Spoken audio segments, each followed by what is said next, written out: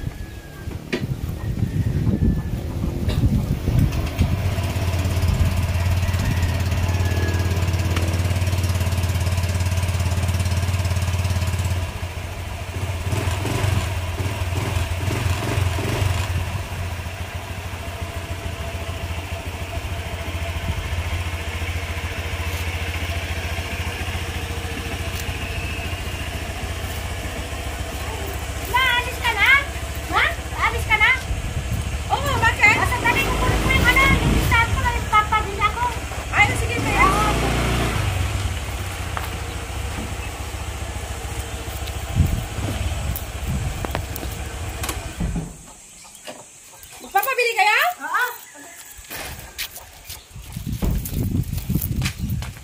Ano ba yan? Pabili nyo?